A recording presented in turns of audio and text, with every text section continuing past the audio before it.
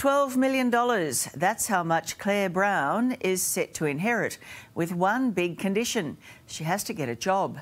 Claire says she can't work and needs welfare, so her family's holding on to the fortune. What's your message to the family? The message to the family: give me what is rightfully mine. I am suffering. The wealthy heiress crying poor. I have called myself broke millionaire because I am broke constantly and can't do anything about it. Blocked from her fortune. Just embarrassing. All the things you wouldn't want your daughter to be. Because she doesn't work. We'd like her to get a job and contribute to society.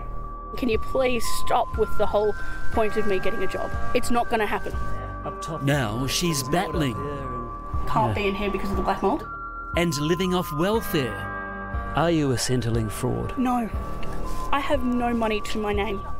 Thanks to a mind-blowing multi-million-dollar inheritance intervention. I don't even call them family at this point. We share blood and that's it. She'd be devastated to find out that this is happening from her own nephew. She doesn't know the first thing about a hard day's work. They would be rolling in their graves. Wow. I mean, they're both cremated, but that's beside the point.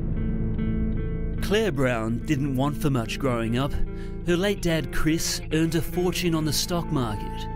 Enough to send Claire to one of Sydney's prestigious private schools.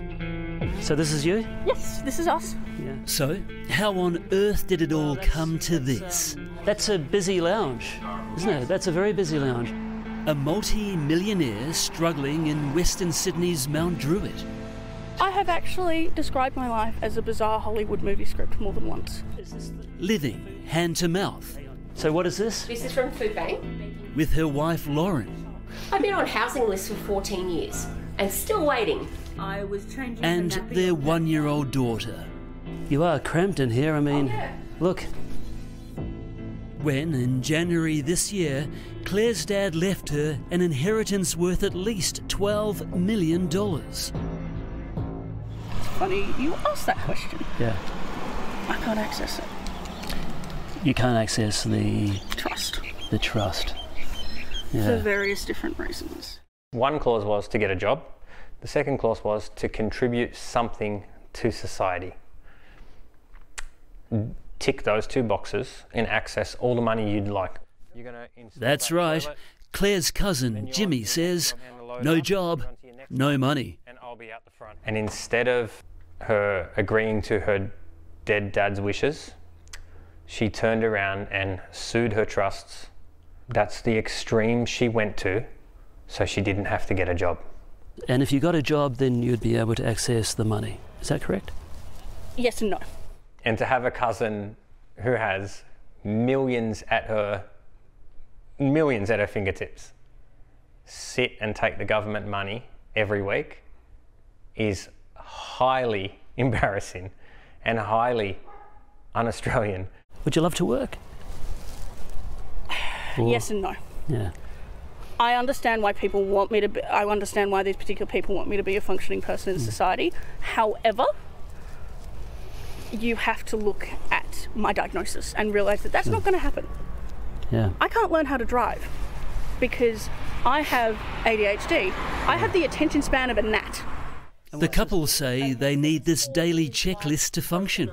So you've got a reminder on the chart for Claire to eat breakfast? Yeah. She doesn't have this executing function in the head. I'm telling you, our cats would not get fed, they would starve because she doesn't remember that they need to eat. Claire's also been diagnosed with high-functioning autism. She has an NDIS carer, but claims recent government funding cuts have spiked her chances of getting job ready. Centrelink did say at one point that I could work, but employers aren't willing to give people a chance. And for those people who say that there are employers out there, can I tell you they're few and far between. Really?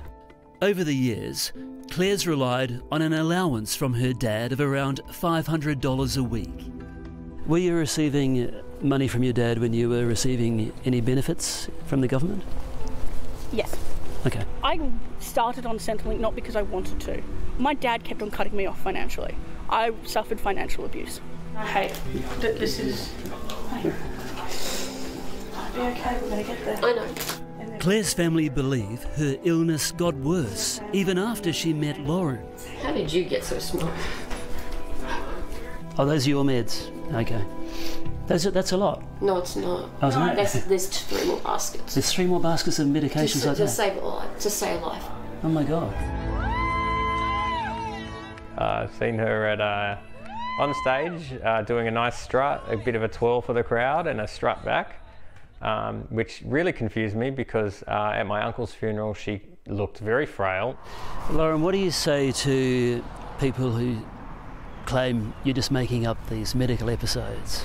Oh, look at your medical file. Look at you. There was no band-aid for the state the couple left Claire's dad's townhouse in when they moved from the eastern suburbs to Mount Druitt. Absolutely trashed. Was just everything was trashed. They said you left the place in a terrible mess. I did not. Jimmy's twin brother's now living in the townhouse, rent-free for 4 years, after he struck a deal with Claire's dad to renovate the place. Claire recently tried to get the locks changed and have him evicted. And he is in the lap of luxury in Darling Point. It's infuriating. And he's done anything but. Claire's now contesting her dad's will in court. There's a bucket full of money, Claire. Yeah. But you can't access it. Yeah, correct. But you can if you get a job. Well, but it's not that simple. Yeah. That's the problem. Claire has worked part-time for Autism Australia, while a stint as a barista barely lasted an hour.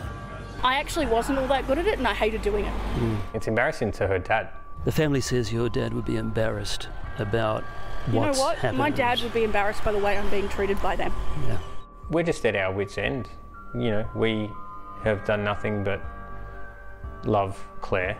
If they really loved me, why am I in this situation? Why are you holding me from what is rightfully mine? Why are you holding my inheritance? Doesn't she deserve a break, mate? She doesn't need a break. She needs a wake-up call. I just want what is rightfully mine. And I want these people to get out of their heads that I'm ever going to get a job.